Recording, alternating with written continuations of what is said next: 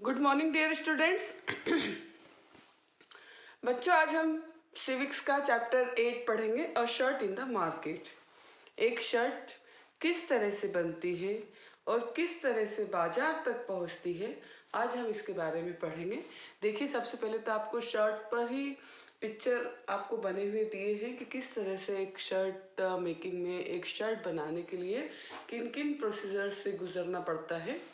ये सब आपको पिक्चर में, शर्ट के ऊपर पिक्चर में आपको दिया गया है।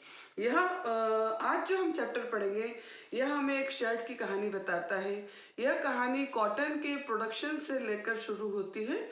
तो शर्ट जब तक बिकने के लिए आती है मार्केट में, वहाँ पर ख़त्म हो जाती है। आज हम देखेंगे कि किस तरह से चेन बनती है कॉटन प्रोडक्शन से लेकर, यहाँ पर किस तरह से चेन होती है, लिंक होती है कॉटन प्रोड्यूसर से लेकर बायर इन शर्ट तक। जब हम शर्ट को सुपरमार्केट में बेचने के लिए हम देखते हैं तो वो शर्ट किस तरह से बनती है, उसकी कौन कौन सी चेन किन किन से लिंक्ड होती है, आज हम इसके बारे में पढ़ेंगे।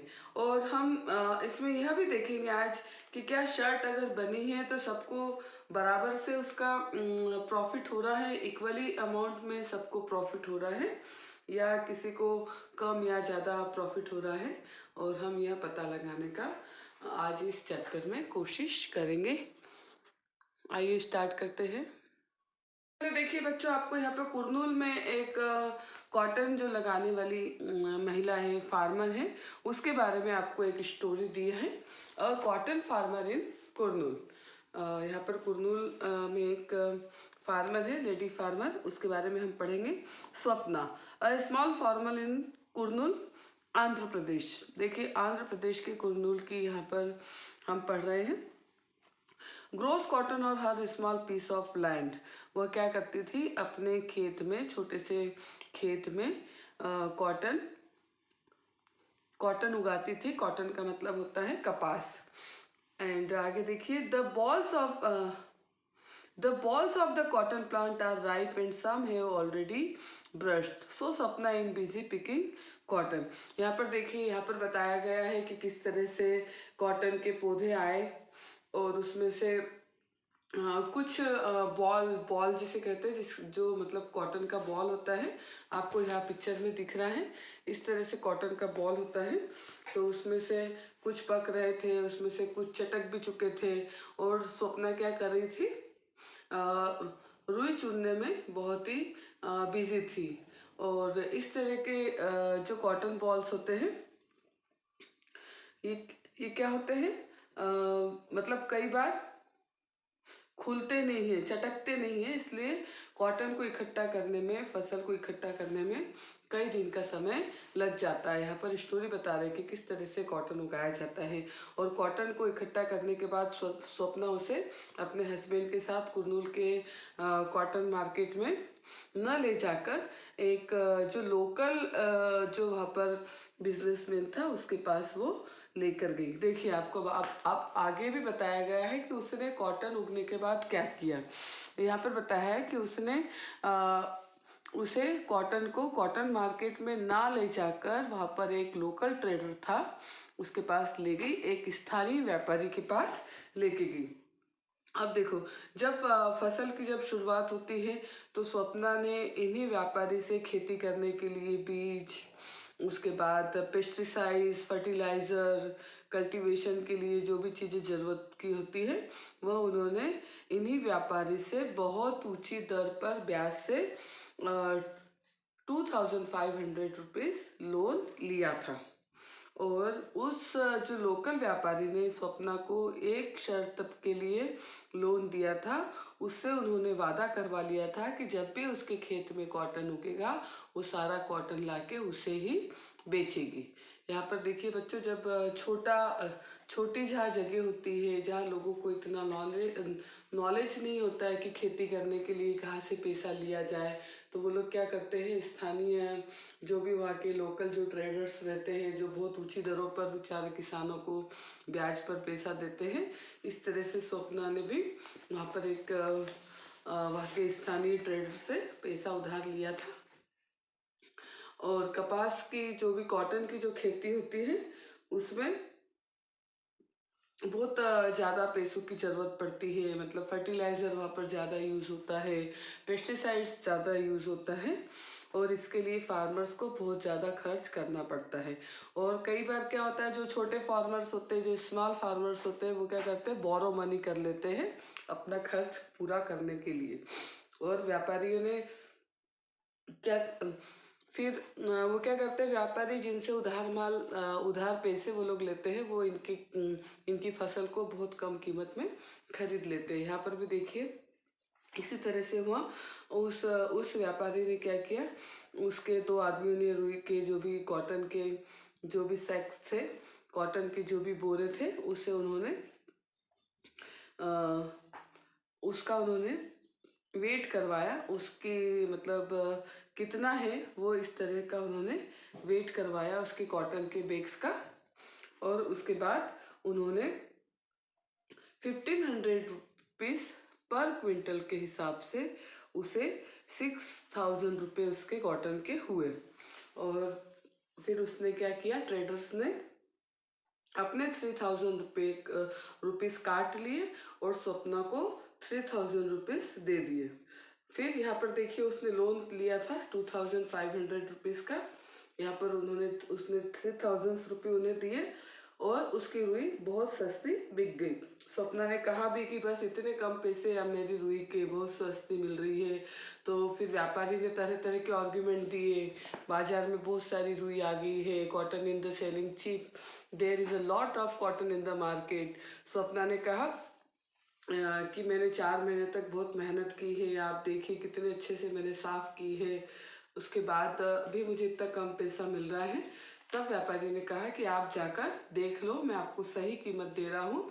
और मतलब उसे क्या आ गया था, गुस्सा आ गया था। तो स्वप्ना ने कहा नाराज मत होइए, मैं आप पर कोई भी मतलब डाउट नहीं कर रही हूँ, और बस मैं तो ये चाहती हूँ कि मेरे जो भी कॉटन जो मैंने उगाया है उसका सही पैसा मिल जाए। हालांकि स्वप्ना जानती थी कि उसकी जो कॉटन है कम से कम 1800 पर केजी से पर क्विंटल से बिकेगी, पर यहाँ पर जो व्यापारी ने उसके सिर्फ 1500 रुपीज़ के हिसाब से ही पैसे दिए हैं। पर ये लोग क्या कर सकते, इन लोगों से ज़्यादा बहस भी नहीं कर सकते, क्योंकि इन्हें खेती करने के अलावा भी दूसरी जो चीज़ें हैं, अपने बच्चों की स्कूल की फीस, बीमारी, साल भर में कई बार ऐसा होता है कि उन्हें पैसे की ज़रूरत पड़ती है, तब वो इन्हीं व्यापारियों से अपने लिए उधार पैसा लेते हैं। इसलिए ये लोग क्या करते हैं, अपनी फसल इनको कम कीमत पर बेच देते हैं। यहाँ पर देखिए आपको बताया गया है एक पिक्चर के द्वारा कि किस तरह से कॉटन से धागा बनता है। यहाँ पर देखिए आपको बताया गया है कि किस तरह से कॉटन यार्न बनता है, कॉटन का जो धागा है वो बनता है। सबसे पहले आपको दिया गया है trader sells the cotton at the Kurnool cotton market. सबसे पहले कुरनूल के जो कॉटन मार्केट में है कॉटन बेचा गया। उसके बाद देखो grinding mills buy the cotton, जो भी ग्राइंडिंग मिल होती है वो क्या करती है, कॉटन को खरीदती है।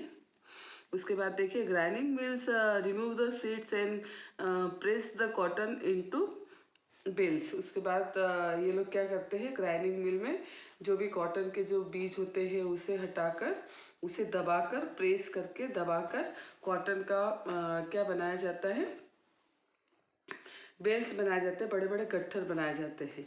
उसके बाद देखिए spinning mills buy the bales. उसके बाद इस तरह के कॉटन के जो गट्ठर हैं, वो जो सूत काटने वाली मशीन होती है वो लोग खरीद लेते हैं। उसके बाद देखिए spinning mills spin the cotton into yarn. उसके बाद स्पिनिंग मिल्स में क्या किया जाता है, कॉटन को धागे में बदला जाता है, और यही धागा फिर कौन खरीद लेते हैं, ट्रेडर्स खरीद लेते हैं, व्यापारी खरीद लेते हैं, और इस तरह से धागा व्यापारियों को बेचा जाता है। आगे देखिए अगले पेज पर देखिए बच्चों, the cloth market of Erode, Erode का कपड़ा बाजार। अब हम इसके बारे में पढ़ेंगे। यहाँ पर तमिलनाडु वो जगह है जहाँ पर तमिलनाडु में वीक में 2 बार लगने वाला इरोड का जो क्लॉथ मार्केट है, इरोड का जो कपड़ा बाजार है, वो वर्ल्ड में सबसे बड़े बाजारों में एक है। erodes bi-weekly cloth market in Tamil Nadu is one of the largest cloth market in the world. यहाँ पर दुनिया में जितने भी बड़े बड़े जो कपड़ा मार्केट है उसमें इरोड का जो कपड़ा मार्केट है यह भी बहुत बड़े बाजारों में से एक है। इस बाजार में कई प्रकार का कपड़ा बेचा जाता है, मतलब वैरायटीज़ का यहाँ पर क्लॉथ बेचा जाता है। आसपास के जो गांव है जहाँ पर कि जो स्पिनर्स होते हैं, जो बुनकर होते हैं, वो क्या करते हैं, अपने द्वारा बनाया गया कपड़ा इन बाजार में बेचने के लिए आते हैं। और बाजार के पास कपड़ा व्यापारियों के क्या है, यहाँ पर जो भी कॉटन के जो ट्रेडर्स है उनके ऑफिस है जो इन कपड़े को उनसे खरीदते हैं और वहाँ से साउथ इंडिया में साउथ इंडियंस जो टाउन्स है वहाँ से भी यहाँ पर कपड़ा खरीदने के लिए लोग आते हैं। यहाँ पर तमिलनाडु के बारे में बताया गया है कि किस तरह से इरोड में वहाँ पर कपड़ा मार्केट है और आसपास के सभी जगह के लोग वहाँ पर कपड़ा खरीदने के लिए आते हैं। On market days you would also find weavers bringing cloths that has been made of order from the merchant. Weavers का मतलब होता है कपड़ा बुनने वाले, बुनकर जिसे कहते हैं। बाजार के दिनों में आपको ये जो वेवर्स भी मिलेंगे जो वहाँ पर व्यापारियों के ऑर्डर के अनुसार कपड़ा बनाकर यहाँ पर लाते हैं। और ये जो बिजनेसमैन हैं, ये जो ट्रेडर्स हैं, व्यापारी हैं, देश और विदेश के जो भी कपड़ा जो बनाने वाले जो लोग हैं, यहाँ पर देखिए आपको दिया गया the merchant supplies cloth on order to garment manufacturers and exporter around the country. They purchase the yarn and give instruction to weaver about the kind of cloth that is be made. In the following example we can see how this is done. यहाँ पर हम देखेंगे कि किस तरह से ये सूत खरीद कर बुनकरों को ऑर्डर देते हैं कि उससे कपड़ा उनको बनाना है। इसे हम एक एग्जाम्पल से यहाँ पर समझेंगे। तो यहाँ पर आपको पिक्चर्स दिए हैं कि किस तरह से कॉटन से कपड़ा तैयार किया जाता है। इस तरह से लूम्स होते हैं, यहाँ पर कपड़ा तैयार होता है। हम भी इसे अच्छे से जानते हैं, हमारे एरिया में भी इस तरह के कॉटन से बनने वाले कपड़े के लूम्स है जो हमने देखे हैं। यहाँ पर देखिए, यहाँ पर आपको बताया गया है कि बड़े बड़े जो व्यापारी होते हैं वो इस तरह से छोटे बुनकरों से, जो कि अपने घरों में ही कपड़ा बुनकर तैयार करते हैं, इन्हें वो लोग कॉटन का इन्हें पूरा माल इन्हें दिया जाता है और इनसे कपड़ा तैयार करवा कर ये व्यापारी खरीद लेते हैं। और ये जो छोटे छोटे बुनकर होते हैं, ये जो छोटे छोटे वेवर्स होते हैं, इन्हें नहीं मालूम होता है कि हम किसके लिए कपड़ा तैयार कर रहे हैं। इनके लिए सिर्फ दो तरह के फ़ायदे ये होते हैं कि इन्हें कच्चा माल खरीदने के लिए बाजार में नहीं जाना पड़ता। इस तरह से व्यापारी उन्हें घर पर ही माल ला कर देते हैं और उससे ये लोग कपड़ा तैयार करके व्यापारियों को दे देते हैं। एक तो इन्हें अपना कपड़ा बेचने के लिए भी मार्केट में नहीं जाना पड़ता और इन्हें जो भी कॉटन है वो खरीदने के लिए भी बाजार नहीं जाना पड़ता। इनके पास कॉटन भी आ जाता है जिससे ये लोग कपड़ा तैयार करके बड़े बड़े व्यापारियों को बेच देते हैं। पर इससे क्या होता है, इन लोगों को अपने कपड़े की, अपने जो इन्होंने काम किया है उसकी सही कीमत इन्हें नहीं मिलती है, क्योंकि इन्हें नहीं पता होता है कि हम जो कपड़ा तैयार कर रहे हैं ये किसके लिए तैयार किया जा रहा है, ये कहाँ पर जाएगा। ये उन बिजनेस ट्रेडर्स को, मर्चेंट्स को वो कपड़ा दे देते हैं और वो मर्चेंट्स फिर उस कपड़े को बड़ी बड़ी कंपनीज में, जहाँ पर कपड़ा तैयार किया जाता है, जहाँ पर अलग अलग जो कपड़े बनाए जाते हैं, वो उन्हें उन फैक्ट्रीज में उस कपड़े को बेच देते हैं। कपड़े से फिर अलग अलग चीज़ें बनती है, जैसे उन्होंने कपड़ा बना के दे दिया, उस कपड़े से अलग अलग चीज़ें बनेगी हमारे पहनने के लायक, उससे कपड़ा बनेगा। यहाँ पर देखिए, बुनकर अपनी सारी जमा पूंजी लगाकर बहुत बड़ी ब्याज दर पर कपड़ा बनाने के जो लूम्स होते हैं उसके लिए वो लोग बहुत बड़ी ब्याज दर पर मशीनरी खरीदते हैं। पर जब वो कपड़ा बनाते हैं तो उसे उसका पूरा पैसा नहीं मिलता। एक लूम के लिए उन्हें 20,000 रुपीज़ उन्हें एक लूम के लिए लगाने होते हैं और 2 लूम के उन्हें 40,000 रुपीज़ उन्हें इन्वेस्ट करना पड़ता है। और यहाँ पर वे अकेले काम नहीं करते, इसके लिए पूरा परिवार और दूसरे जो सदस्य हैं उनके साथ 12-12, 14-14 घंटे तक ये लोग काम करते हैं और हर महीने में सिर्फ 3,500 रुपीज़ पर मंथ ही कमा पाते हैं। जबकि जो बड़े बड़े मर्चेंट्स थे, बड़े बड़े जो व्यापारी थे जिन्होंने इनसे कपड़ा खरीदा, वे उसी कपड़े को बहुत ऊंची रेट पर बड़ी बड़ी फैक्ट्रीज में बेच देते हैं, जिससे उन्हें ज़्यादा क्या होता है, प्रॉफिट होता है। और इसे ही कहते हैं पुटिंग आउट सिस्टम। और ये जो है पुटिंग आउट सिस्टम मर्चेंट्स और वेवर्स के बीच जो हमने देखा, पुटिंग आउट सिस्टम, मर्चेंट ने क्या किया, वेवर्स को यहाँ पर कॉटन दिया और कॉटन ने क्या किया, वेवर्स ने क्या किया, उसी कॉटन से कपड़ा बना के मर्चेंट को वापस किया। इसे कहते हैं पुटिंग आउट सिस्टम।